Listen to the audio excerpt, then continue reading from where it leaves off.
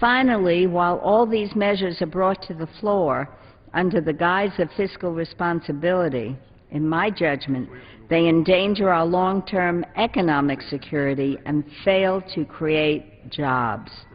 So I urge my colleagues to oppose this bill, and I yield back. The gentlelady yields back the balance of her time. Gentleman from Kentucky. Yield 2 minutes to the former chairman of the Republican conference in the House, the gentleman from Indiana, Mr. Pence. Gentleman yields 2 minutes to the gentleman from Indiana. So ordered. Thank you, Chairman. I want to thank the distinguished chairman for yielding time and for his leadership on this and so many issues. After years of runaway federal spending by both political parties, last year House Republicans took the pledge. We said to the American people, give us another chance to lead this Congress, and the first thing we'll do is we'll reduce domestic spending to pre-bailout, pre-stimulus levels, saving the American people at least $100 billion. And today, simply put, this new majority will keep our word with the American people. And in Washington, D.C., that's saying a lot. Now, we'll consider H.R. 1, which will save at least $100 billion in this fiscal year. It is, in fact, the single largest rescission package in the history of this Congress. With a $14 trillion national debt and a $1.5 trillion deficit this year, cutting $100 billion will not solve our fiscal crisis, but it's a good start, and it's a promise kept. And here in Washington, D.C., that's really saying something. Now, to save our nation from an avalanche of debt facing future generations, we must just do a couple of basic things. First, we've got to stop what we've been doing and piling a mountain range of debt on our children and grandchildren. We've got to turn around, and we've got to begin to head in the other direction. We have to face our present fiscal crisis squarely and with courage. And today, this new Republican majority will do just that.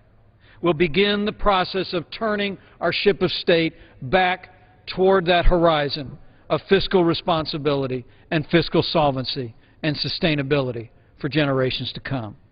I urge my colleagues in both political parties, join us in this important first step. Join us in this important promise kept. Work with us, and we will work with you to put our nation on a pathway toward fiscal solvency and ultimately lay a foundation for real economic growth for generations to come. Gentleman's time has expired. Gentleman from Washington. I yield 2 minutes to the distinguished Democratic whip, Mr. Hoyer from Maryland, who's been a long-time member of the Appropriations Committee and a very good friend. The gentleman yields 2 minutes to the minority whip. I thank the gentleman for yielding, and I would say to the previous speaker, my friend Mr. Pence, we did that. In 1993, we looked the fiscal posture of our country in the eye. We had sustained $1.4 trillion of deficit spending under Mr. Reagan and $1.1 trillion of deficit spending under Mr. Bush. And we put legislation on this floor and said we need to meet our fiscal responsibilities. Not a single member, unfortunately, of the Republican Party voted for that legislation. But over the next 8 years, we had a net surplus in this country, the only time in the lifetime of anybody in this body that that's happened. We did it working together. Unfortunately, the last administration ran up $3.8 trillion of deficits. And we inherited an economy that was in substantial free fall. The President said that, Mr. Bernanke said that, Mr. Paulson said that. And so we adopted legislation that tried to stabilize that economy, and the good news is we have. We haven't gotten to where we want to be. We want to create more jobs. As the President says, we want to invest in growing our economy and bringing jobs back. There will be some very tough decisions we'll have to make moving forward. And frankly, as the chairman of the Appropriations Committee knows, and as a ranking member of the Appropriations Committee knows, you will not get there focused simply on 14% of the budget. It will not happen, my friends. You may want to delude yourself or delude our constituents and say that you can simply cut all 14% of non-defense discretionary spending, and you'll still have an operating deficit this year if we cut out every nickel of discretionary spending. That discretionary spending, of course, educates our children. It promotes our health. It promotes our commerce. It promotes building the economy. That's what this issue is about. Gentleman yields one additional minute. So I rise to say to all of us, all 435 of us, it will take courage, cooperation, and common sense to address the deficit situation that confronts us. And it is a crisis. It must be met. We do not have an alternative. Because if we do not address it, all of you have heard about my 3 children, my 3 grandchildren, and my 1 great-granddaughter. All of them will hold me and all of you responsible for the legacy of fiscal irresponsibility which we will leave them. We now have bipartisan responsibility. You're in charge of this House. The Democrats are in charge of the Senate, and we have a president who's a Democrat. It is a perfect opportunity for us all to take responsibility and, yes, part of the blame, because the decisions we will have to make will be tough. They will be agonizing, and they will be wrenching. And people will say, we're not sure you should have done it. If we do it together, we can do it. And we owe it to our country, our fellow citizens, and our children to do so. I yield back the balance Gentleman's of my time has expired. Gentleman from Kentucky. Yield 2 minutes to a new member of Congress, a freshman, and a new member of the Appropriations Committee. Gentleman from a wonderful place in Arkansas called Rogers. Gentleman from Arkansas, Mr. Womack. Gentleman yields 2 minutes to the gentleman from Arkansas. Thank you to the gentleman for yielding. Mr. Speaker, I'm glad the gentleman a few minutes ago from Virginia talked about the mayors of America and the county judges of America, because just a few weeks ago, I was one of those mayors. 12 years ago, when I sought that office, I inherited a city that was in terrible deficit spending, that had unreasonable government intrusion into the private sector, that was affecting the economic well-being of that city. I'm pleased to say that because we took the position of putting our fiscal house in order, and because we changed the way government approaches its involvement in the private sector, and because we limited the dependency of our city on the federal government, that we created a city of excellence, that we significantly enhanced the quality of life. We did $1 billion worth of investment. We created thousands of jobs. And Rogers, Arkansas is the example the American people are looking for today. I realize that these are difficult times. They are times that are going to require great courage, a sense of duty, and shared sacrifice in order to put America on the right path. I believe in this America, and that's the way forward. I yield back the balance of my time. Gentleman yields back the balance of his time. Gentleman from Washington. I yield 1 minute and a third to the distinguished gentleman from California, my good friend, Mr. Farr, who's now become the ranking member on agriculture. The gentleman yields exactly 1 1/3 minutes to the gentleman from California. Thank you very much, Mr. Speaker, and my ranking chair, Mr. Dix from Washington. I rise with serious concerns. I'm new the ranking member of the Agricultural Appropriations Committee. I come from the state as the leading ag state in the nation, California, and agriculture is the #1 economy in California. We're a state that is really diversified, and we do it without subsidies, and we do it by partnerships. The partnership is essentially a public-private partnership, and there is a major role to be able to make private sector successful with that partnership. We all care about feeding people, all people, whether they're rich or poor. One thing they all have in common is that they want that food to be safe. They want the drink to be safe. They want the drugs that they buy in the stores to be safe. And the problem with this CR, which is very interestingly talked about on their side in the generic of the necessary of cutting the deficit, which we all agree on. But to take a meat-axe approach to the USDA and FDA cuts the safety net for food and drugs. For example, the Food and Safety Inspection Service would have to close, would have to cut down on their inspectors who have to be in every one of the 6,300 slaughter and processing facilities. If they're not there, there's no work. You'd have to close these facilities for months on time, therefore putting a lot of people out of work, less jobs, and certainly no food and safety. Gentleman's it goes time on has expired. and on and on. We need to argue these details, not just the generic. Gentleman's time has expired. Gentleman from Kentucky. Yield 2 minutes to the chairman of the Legislative Branch Subcommittee on Appropriations, the gentleman from Florida, Mr. Crenshaw. Chair yields to the gentleman from Florida. 2 minutes. Thank you, Mr. Chairman, and thank you for all the work that you've done in helping put this continuing resolution together. This is a giant step forward in stopping the culture of spending that's gone on here in this town for a long time and begins a culture of savings. And the subcommittee, which I've been asked to chair, the legislative branch only deals with maybe 1/2 of 1% of all the money that we're talking about.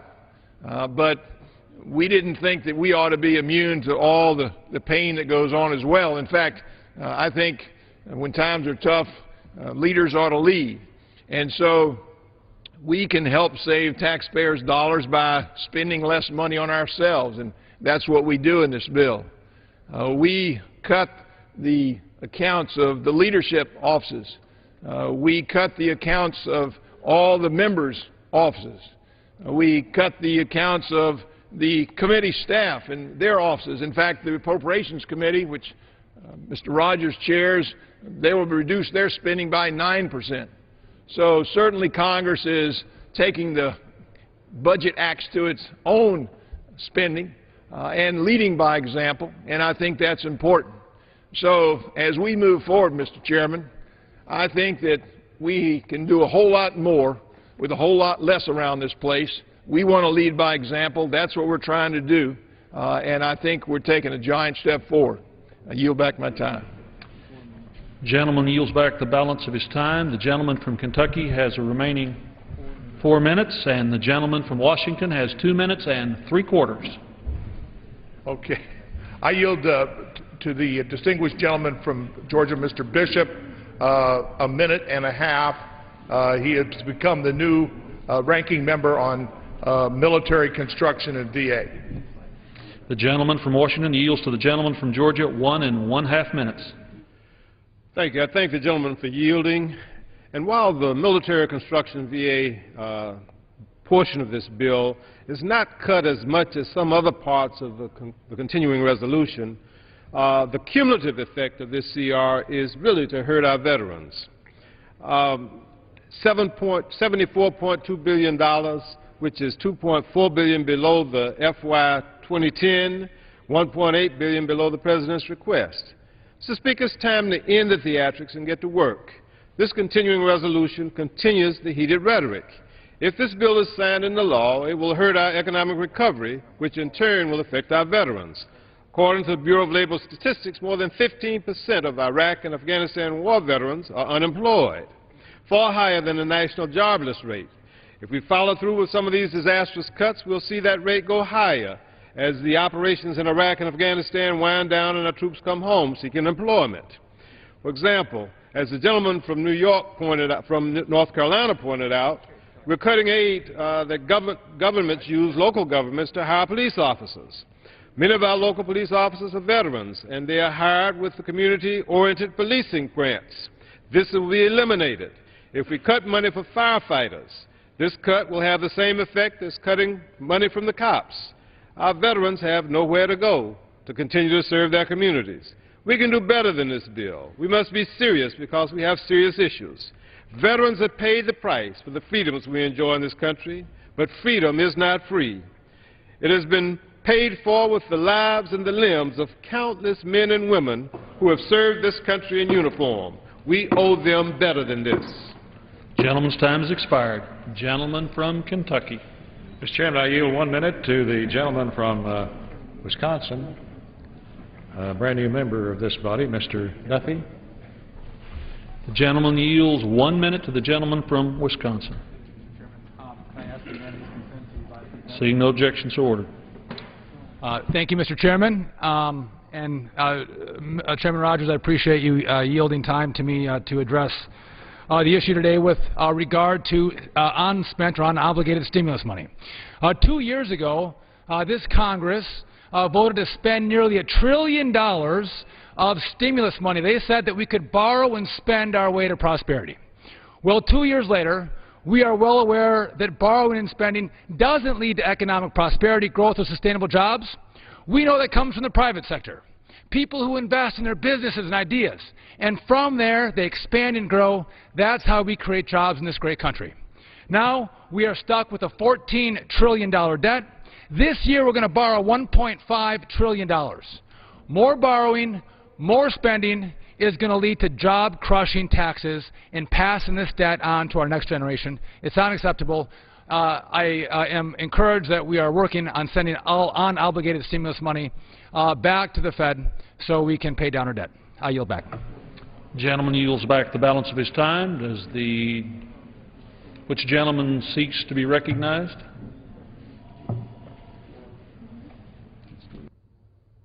From Kentucky has 3 minutes. The gentleman from Washington has 1 1/4 minutes.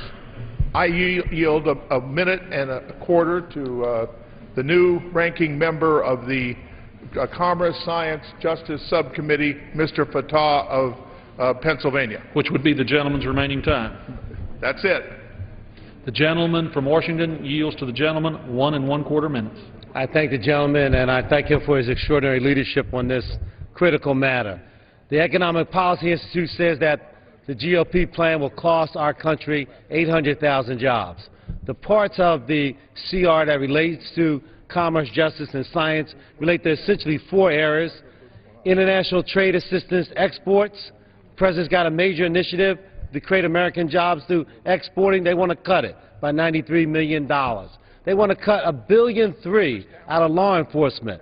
So if you need a cop and you call 911, there may or may not be one available, because if it's one of the 1,300 that'll be cut under this bill, they'll be gone.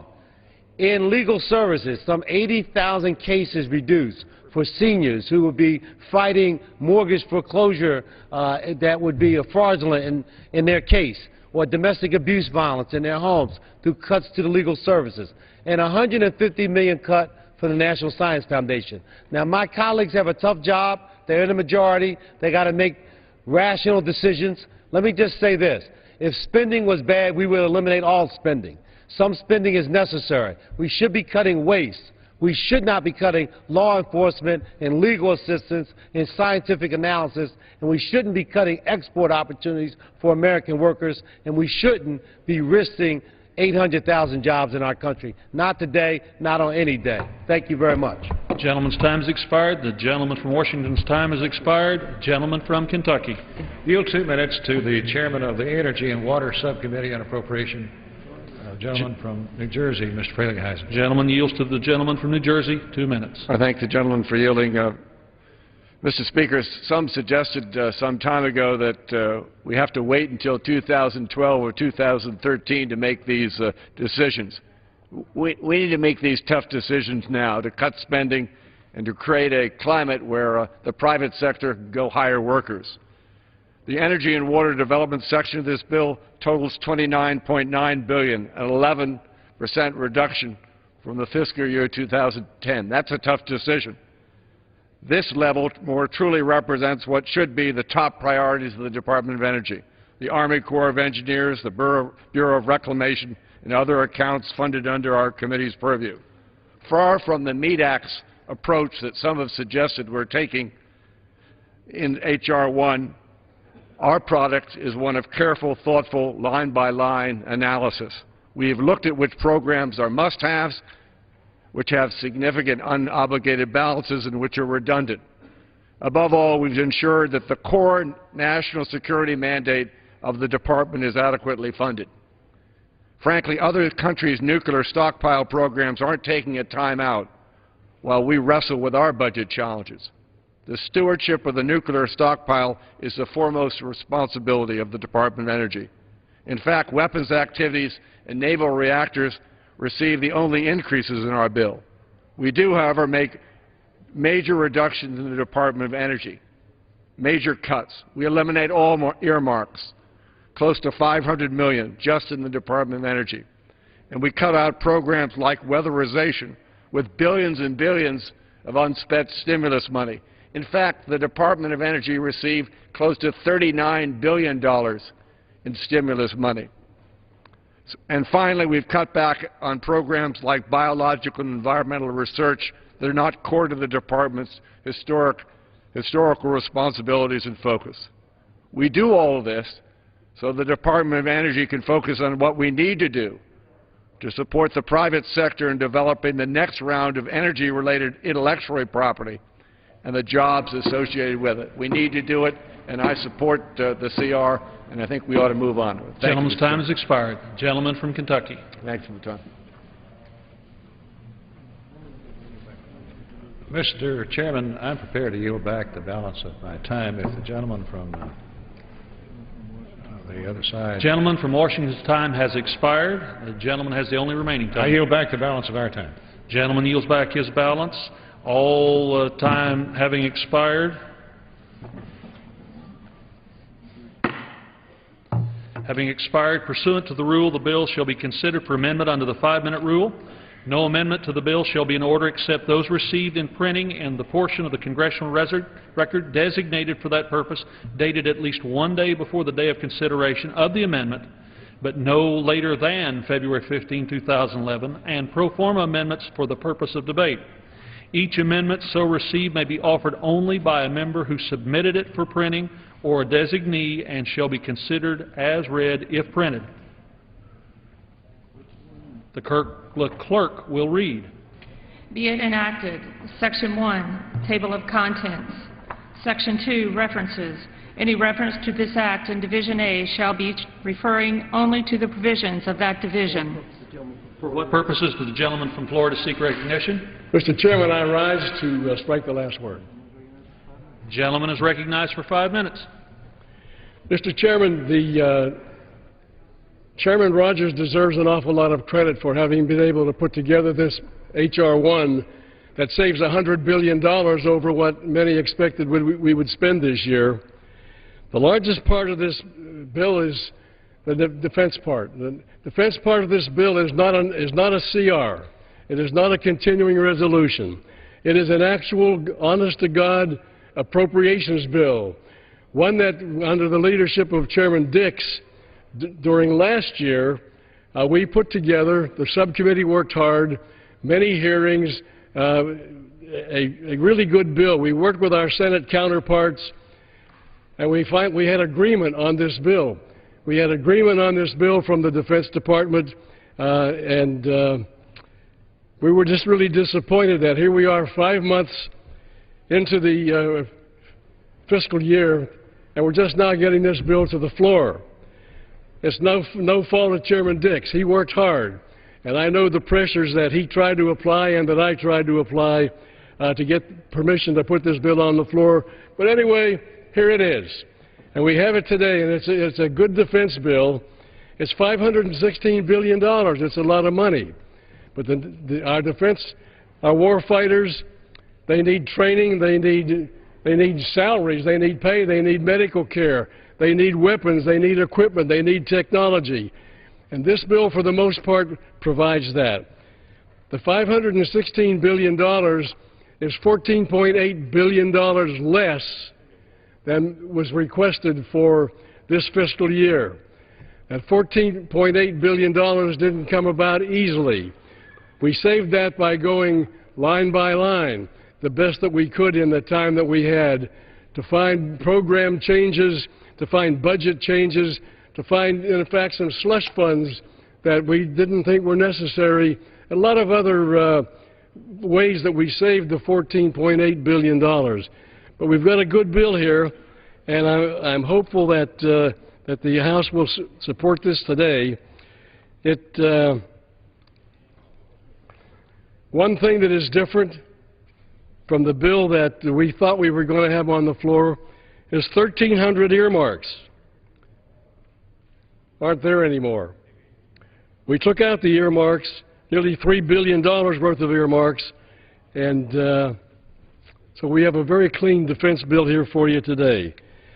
I know that there are many who would like to have more, and there are more things that we could do, we could reach out into the future.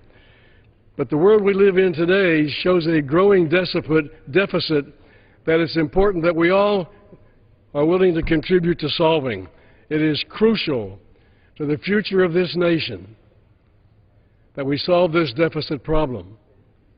Because if we don't, I hate to think what might happen to our economy, what might happen to our currency, what might happen to our standing in the economy of the world. I would ask the members, if this bill came on the floor during Jack Murtha's chairmanship, we would have probably passed this bill in about 10 minutes. And that's the way that he did business when he was in the majority. We didn't quite do that. We have an open rule. We have an open rule here that anybody can offer an amendment that's germane to the bill. And if it makes it better, fine, we'll agree to it. If it doesn't make it better, we will not agree to it. We understand that there are some that will be subject to a point of order, and we will raise those points of order, but we will allow the member that offers the amendment will be allowed to discuss it before we raise the point of order as a courtesy to them. Anyway, again, I want to congratulate Mr. Dix for the work that he did during the time that he was chairman. And as he said in the general debate, he and I have worked together for over 30 years on the national security and intelligence affairs of our nation. And he is a very honorable, very hard-working, very much determined to do a good job for our nation. And he shares the same feeling that I have here, that while we may have to make reductions and have to come up with savings, we will not approve anything that has an adverse effect on the warfighter. We will not do anything that has an adverse effect on readiness of our nations and our national security effort. It is a commitment that I've made many years ago and that Mr. Dix made many years ago. And when we made these cuts, we did not affect the warfighter. We didn't cut his pay. One of the largest portions of our defense bill is military personnel, the cost of salaries. We did not cut that, didn't get into that at all. Mr. Chairman, I see that my time is expiring, and I yield back if I have any time left. Gentleman's time has expired. The clerk will continue to read. Page 2, line 9, Division A, Department of Defense Appropriations Act 2011. The following sums are appropriated for 2011 for military functions administered by the Department of Defense, namely Title I, Military Personnel, Army, $41,042,653,000. Military Personnel Navy, $25,912,449,000. Military Personnel Marine Corps, $13,210,161,000. Military Personnel Air Force, $27,105,755,000. Reserve Personnel Army, $4,333,165,000. Reserve Personnel Navy, $1,940,191,000. Reserve Personnel Marine Corps, $612,191,000. Reserve Personnel Air Force, $1,650,797,000. National Guard Personnel Army, $7,511,296,000. National Guard Personnel Air Force, $3,060,098,000. Title II, Operation and Maintenance. Operation and Maintenance Army, $33,306,117,000. Operation and Maintenance Navy, $37,809,239,000. Operation and Maintenance Marine Corps, $5,539,740,000. Operation and Maintenance Air Force, $36,062,989,000. Operation and Maintenance Defense-wide, including transfer of funds, $30,210,810,000. Thank you, Mr. Speaker. I rise to offer an amendment pre-printed in the congressional record and designated as amendment number 370. The clerk will designate the amendment. Amendment number 370, printed in the congressional record, offered by Mr. Flake of Arizona. The gentleman from Arizona is recognized for 5 minutes. I thank the Speaker. I just want to say a few words about the process here. It is refreshing to so many of us to come to the House with an open rule. There are some members who have been part of this body for 4 years now and have not been allowed the opportunity to offer one amendment on the floor, and because of the absence of open rules. And so we're going to have a number of amendments offered here, and this is just a great process. I also want to commend the Appropriations Committee for the hard work that it took to get the level of savings that we are in the legislation. And what a positive step, as was mentioned, to cut out the earmarks. There are no earmarks in this bill. That is a wonderful thing. We can actually talk more about the substance and less about just pet projects on the side. This amendment would reduce by $18.57 million the operations and maintenance defense-wide account. It would send the money to the spending reduction account. We're often told that when we offer amendments like this on the floor, it's not going to save any money. This one does. The money that is saved here will go to the spending reduction account. Last August, Secretary Gates ordered a review of all outside boards and commissions that provide advice and studies to the Defense Department, with an eye toward eliminating unnecessary entities and cutting funding for the studies that they produce by 25%. According to CRS, the Department of Defense funds 65 boards and commissions at a cost of about $75 million. This amendment would achieve approximate savings that Secretary Gates sought. For FY11, that would equal $18.75 million. That's 25% of the $75 million over time. I certainly don't have any problems with the various panels from which the Defense Department seeks counsel, but I'm sure there is some waste there. That's why Secretary Gates has targeted 25% reduction. I realize that the amount of savings in this amendment is relatively small compared to the overall defense budget. But I think the point has to be made here that the defense budget is not sacrosanct. We can't say, if it's defense, it's all good. There's no waste here. We can't cut any. And so it's important to look for ways that we can actually save. In fiscal year 2010, more than $1 trillion was spent on discretionary spending. The Department of Defense received more than $508 billion of that. Certainly in a federal agency that requires the largest budget, this is the federal agency that has the largest budget, there is going to be some waste and inefficiencies. This is a great place to start. This is a proposal that came from the Defense Secretary himself, one that wasn't included in the underlying bill, and one that will be addressed in the FY 2012 budget, according to documents released yesterday.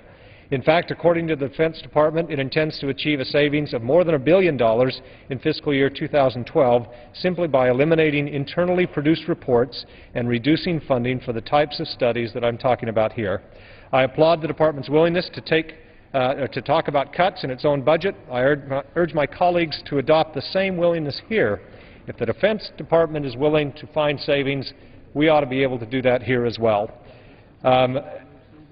We need to reduce this account, which funds the boards and commissions and the studies they produce, by $18.75 million. Again, passing this amendment will reduce funding that will not impact the warfighter. It won't impact the war in Afghanistan or the war that's still going on in Iraq. This would simply signal that this body is willing to cut where we can cut without affecting the necessary protections that we have in the Department of Defense. With that, I reserve the balance of my time. The gentleman may not reserve the balance of his time. I rise in opposition to the gentleman's amendment. Yield back. There's no reservation. Then I'll finish. May I inquire as to this time related? 5-minute rule.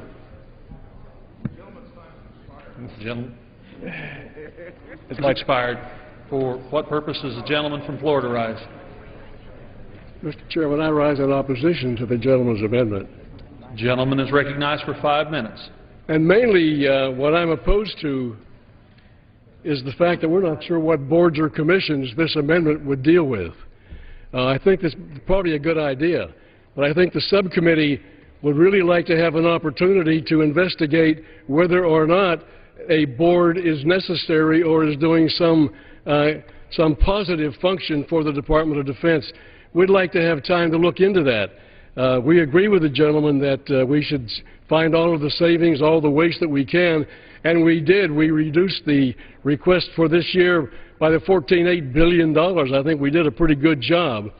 On the gentleman's comment about the process, I had the privilege of serving as chairman of this Appropriations Committee for 6 years. I never brought a closed rule. I never brought an appropriations bill to the floor under a closed rule. That was 6 years that we could that any germane amendment could be offered. I yield to the gentleman. First of all, I want to thank the gentleman for his very kind comments earlier. This amendment cuts $18.75 million from operations and maintenance defense-wide to reduce boards and commissions. Well, I think things like the Defense Science Board are very important. We have a number of commissions that are looking into acquisition reform, that are trying to help us save money, help us get our acquisition straightened out. So I agree with the gentleman. I think we should strongly oppose this amendment, and I yield back to you. Well, I thank the gentleman for his comments, and like I said, the subcommittee would really like an opportunity to really review this to make sure that we don't make a mistake and cut something that is important. And I yield back. Gentleman yields back the ballot. I rise to strike the requisite number of words. Gentleman from California, what purpose? To strike the requisite number of words. I move to strike the last word. One moment. The chair observed first and will acknowledge the lady from California. She was first up. For what purpose does the gentlelady from California rise? Thank you, Mr. Chairman. I move to strike the last word. The gentlewoman is recognized for 5 minutes. Thank you very much, Mr. Chairman. I rise today in support of the bipartisan Flake Amendment, number 370, to cut $18.7 million from the defense-wide operations and maintenance budget at the Pentagon. In my opinion, any discussion about getting our fiscal house in order must begin with a real discussion about reducing the bloated size of the Pentagon budget and ending the war in Afghanistan. And if we are really serious about reducing the deficit, we should be cutting defense to the 2008 levels rather than cutting domestic discretionary spending to 2008 levels. I mean, we're talking about a $750 billion budget. But the Republican continuing resolution fails to cut the Pentagon budget, and it really increases it by more than $8 billion this year. This will put families and teachers and cops and children out on the street. These cuts will not come close to ending the deficit and will only hurt our economy. It won't create any jobs. And given the fact that our economy is on the verge of recovery, we should be doing everything in our power to create jobs. A nearly $700 million cut to food for women, infants, and children during the height of a recession is really heartless, and it's cold. This cut will not balance the budget, and it will certainly not magically reduce the number of hungry children and families across the country. Republicans want to cut billions of dollars in education programs that impact students at every level, from preschool to graduate school. Starting with $1.1 billion in terms of a cut, mind you, for Head Start. That's going to hurt millions of needy preschoolers, and gutting the federal supplemental education opportunity grants by $757 million will really end the dreams of needy college students to be first in their families to earn a college or university degree. Republicans are really willing, to risk the futures of millions of needy students. Republican cuts to cost-effective and critical programs like community health centers are a prime example of what is really wrong with this one-sided approach to the budget. Smart investments in improving access to primary care and preventive health services, especially through low-cost programs like the community health centers, are the most effective way to reduce the long-term cost of health care in our country and to reduce the deficit. Republican attempts to cut support for maternal and child health, $50 million, family planning, $317 million, and state funds for health access grants, $75 million. This worsens the health of children and families and increases the rates of chronic diseases and does nothing to reduce the deficit. As a member of the Appropriations Committee, let me tell you, we see these budgets come to us each and every day, and we know the impact of what these cuts will do to the majority of Americans who are just struggling to survive through this downturn.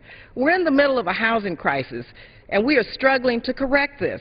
We're seeing unprecedented demand for housing assistance and a near standstill in private construction of affordable housing. Republicans somehow believe that this would be a good time to make massive cuts to rental assistance that keeps countless families from suffering homelessness. They want to dramatically cut community development funds, Public Housing Capital Fund, which invests federal dollars in creating desperately needed new affordable housing. Worse, these cuts will do nothing to create jobs or jumpstart the economy.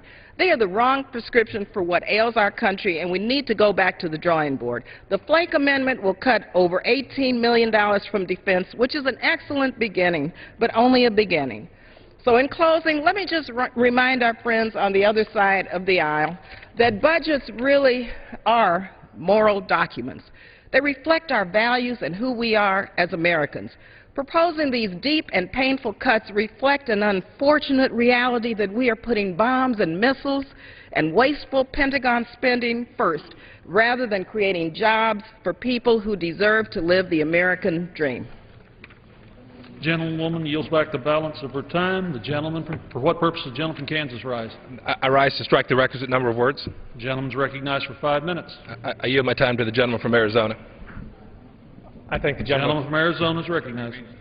I thank the gentleman for yielding. I won't take the full time. Let me just say, I was asked which boards and commissions are there, which would this cut. There are some 65 boards and commissions. Some are blue ribbon panels. The biggest three are the Defense Policy Board, the Defense Science Board, and the Defense Business Board.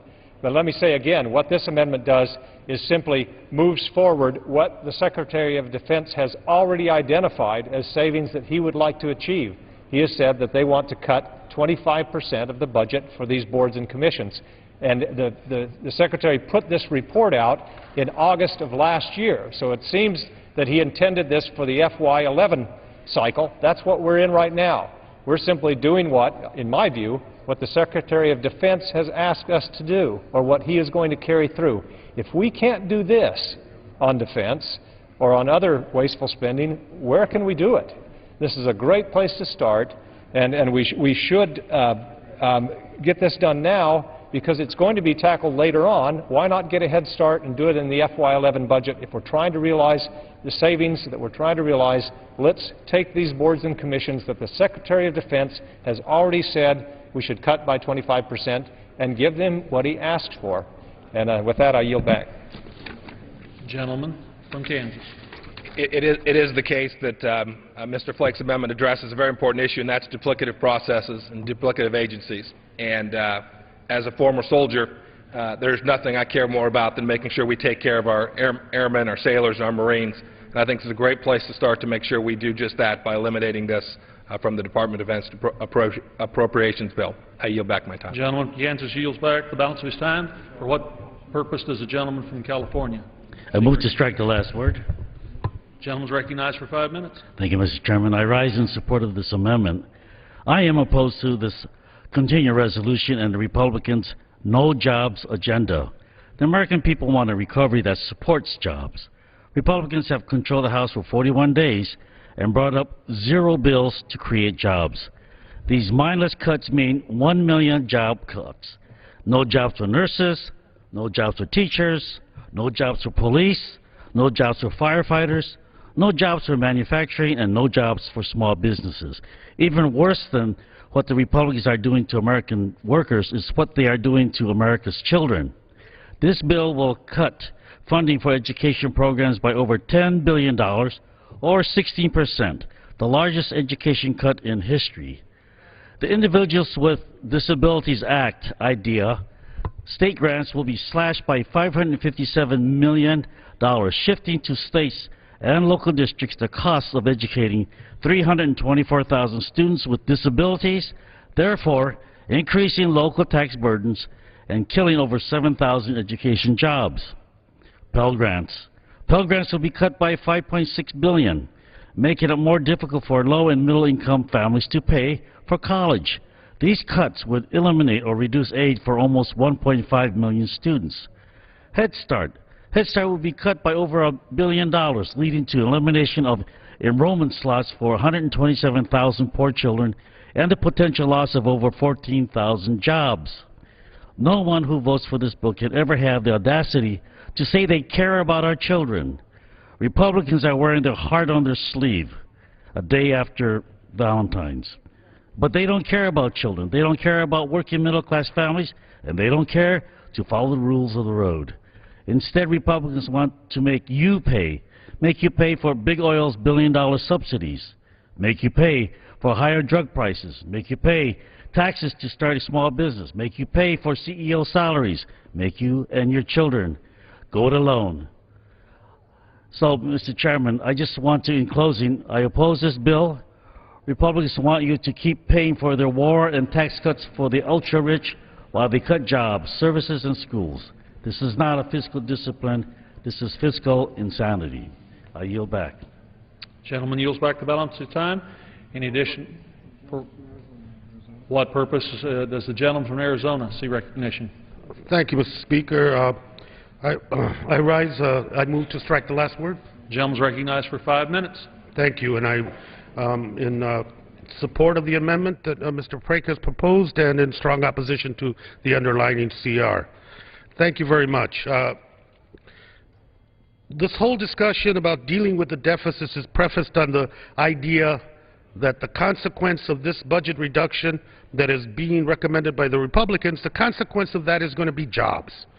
Well, if you look at what's being proposed, the other side has had nearly 2 months, has brought 0 bills that create jobs, and these cuts amount to 1 million jobs that will be lost. Those jobs, there will be no jobs for nurses. 51 million will be cut from National Park Services. That's a loss of jobs. 256 million will be cut from state and federal law enforcement. Those are law enforcement, local police. That'll be cut. 889 million cut from renewable energy programs. Those are jobs creating solar panels, outfitting and retrofitting homes so they'll be energy efficient. 1 billion cut from the National Institute for Health, a loss of jobs and research and providing direct public health to the American citizens. 1.3 million cut from community health centers. That is no jobs and increased cost in the emergency rooms where people who cannot find health care will be crowding those rooms and in very acute sickness because they have nowhere else to go. Cuts in rural development, loss of jobs. 1.6 billion cut for Environmental Protection Agency, loss of jobs. 96 million for substance abuse and mental health services, loss of jobs. One of the realities is that we must invest.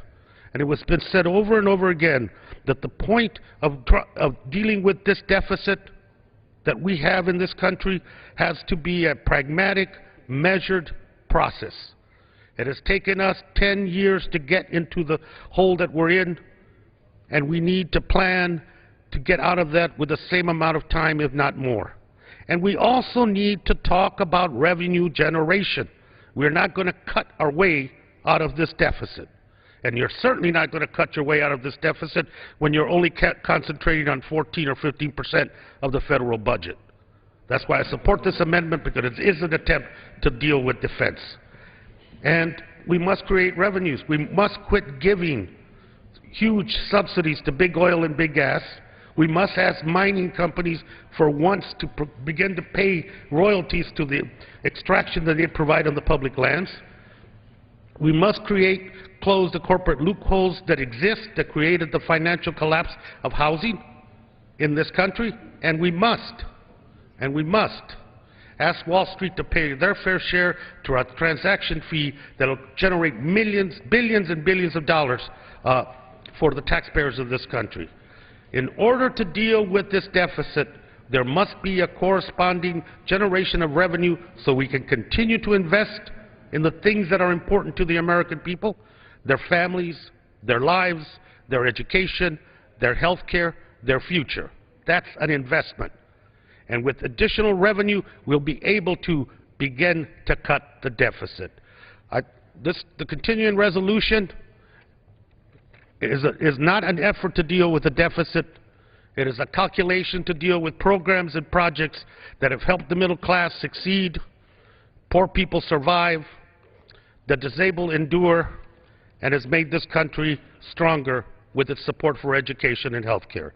I urge all my colleagues to vote against the continuing resolution, and I yield back. Gentleman yields back the balance this time.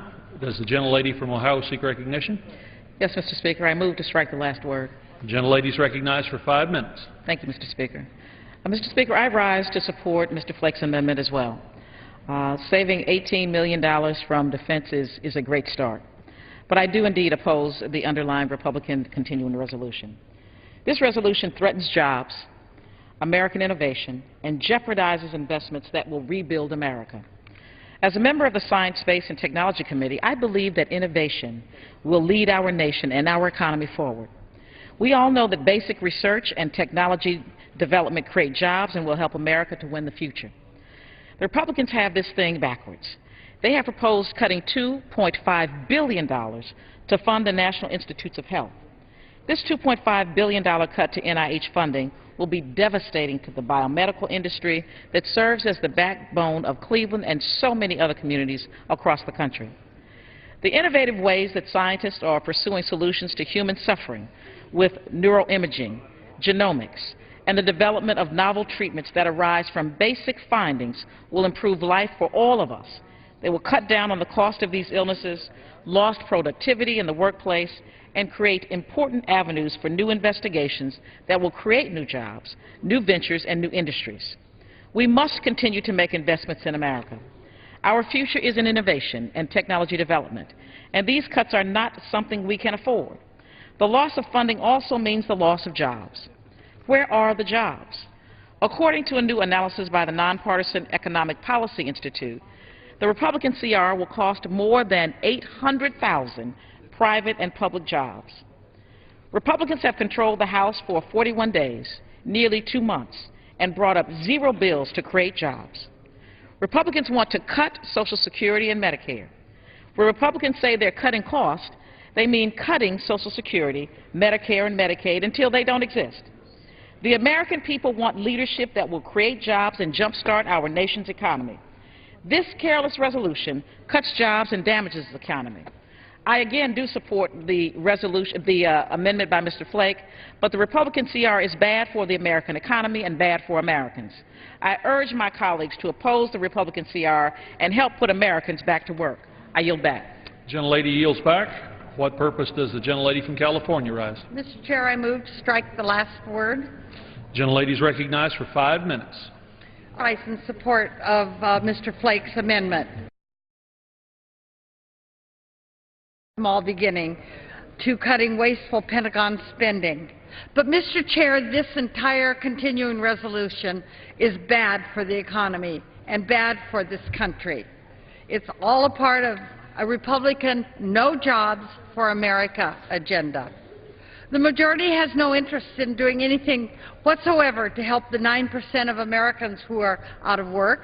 They've controlled the House for just about 6 weeks, and they've not brought up a single bill that would create a single job.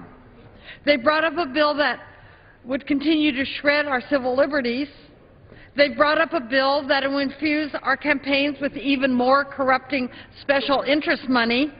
They brought up a bill that would take away guaranteed affordable health care, but nothing to address persistent joblessness. Nothing at all to fix the devastating recession that they caused in the first place. Their mindless cuts don't do anything to strengthen America. They're not cutting spending. They're cutting jobs.